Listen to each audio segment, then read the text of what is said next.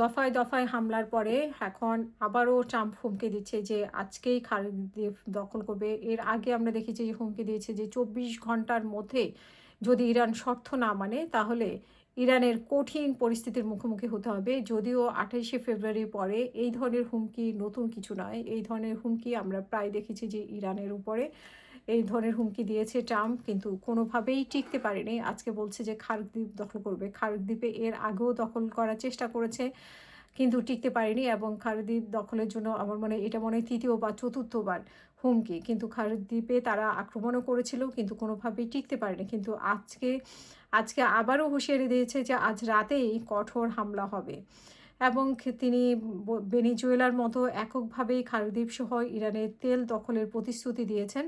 এই দ্বীপটি দেশটির অপরিশোধিত তেল রপ্তানির প্রায় ৯০% প্রক্রিয়াজাত করা হয় এবং এটি ইরানের আয়ের অন্যতম প্রধান উৎস, এবং এইখানেই আঘাত করার জন্য বারবার চেষ্টা করছে।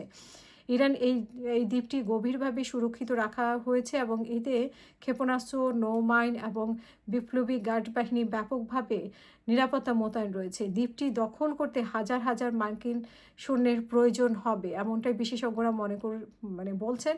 বাট ট্রুথ সোশ্যালে এক পোস্টে ট্রাম্প বলছে যে যুক্তরাষ্ট্র আজ রাতেই ইরানের উপরে খুব কঠিন আঘাত হানবে এবং সেখানে দেশটির নৌবাহিনী, বিমান বাহিনী, রাডার, বিমান বিধ্বংসী ব্যবস্থা এবং অন্যান্য সকল প্রকার প্রতিরক্ষা ব্যবস্থা ধ্বংস করে দেবে।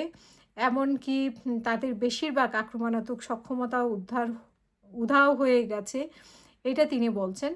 এবং তিনি এটা ট্রুথ সোশ্যালে বলেছেন, যেটা বরাবরের মতোই তিনি বলে থাকেন। এবং তিনি আরও বলছেন যে অদূর ভবিষ্যতে কোনো এক সময় আমরা খার্ক দ্বীপ এবং অন্যান্য তেল অবকাঠামো স্থাপনাগুলো দখল করব। ভেনেজুয়েলার মতো তাদের তেল ও গ্যাস বাজারের উপরে সম্পূর্ণ নিয়ন্ত্রণ প্রতিষ্ঠা করব।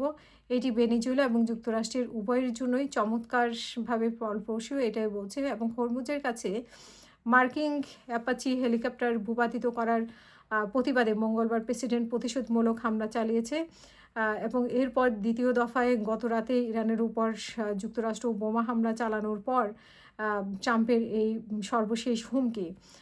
আসলে হেলিকপ্টারটিকে হরমুজের কাছে যে মার্কিন হেলিকপ্টারের কথা বলা হয়েছে সেটা ইরান আগেই বলেছে যে তারা করেনি, কিন্তু এটা একটা চাল হতে পারে। অনেকেই বলছে যে এটা মার্কিন যুক্তরাষ্ট্র হয়তো নিজেই করেছে বা এটা ইসরায়েল করেছে, এরকম বিভিন্ন। কিন্তু এটা একটা যুদ্ধক্ষেত্র বা হামলার জন্য তৈরি একটা ফাঁদ হতে পারে।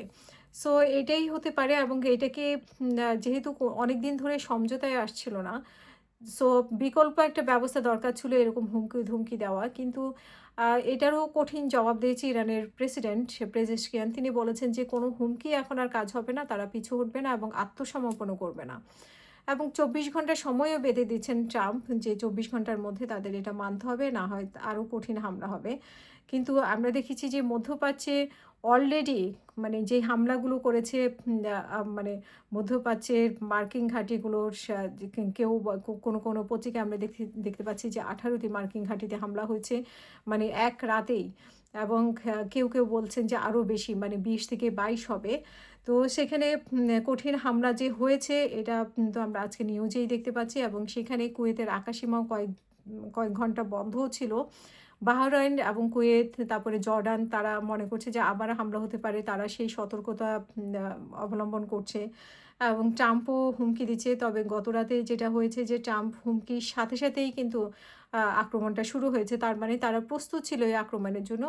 এবং এইরকম একটা ছুতানাতা দেখিয়ে যে আক্রমণ হবে, যুদ্ধ বিমানের কথা বলে যে আক্রমণ হবে, সেটা আগে থেকেই হয়তো তারা প্রস্তুত ছিল। এইরকম কারণ সাজিয়ে তারা আক্রমণ করবে।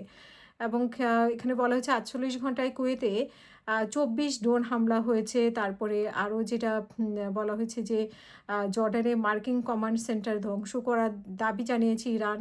তারপরে নিজেদের ভূখণ্ডে আবার যুক্তরাষ্ট্রের সাথে আমরা দেখেছি যে আরও ২২টি দেশ বলছে যে ২২টি দেশ স্টেটমেন্ট দিয়েছে যে ইরানকে এক ধরনের সতর্কতা দিয়েছে, ইরানকে হুমকি দিচ্ছে। কিন্তু তারা আসলে ট্রাম্পের কথা কিছু বলছে না, এটাই খুবই অদ্ভুত ব্যাপার। তো আজকে রাতে আমরা দেখব যে আসলে ট্রাম্প কী করে, কী ব্যবস্থা নেয়। ২৪ ঘন্টার মধ্যে সে আবারও তোলপাড় করে কিনা ইরানের উপরে।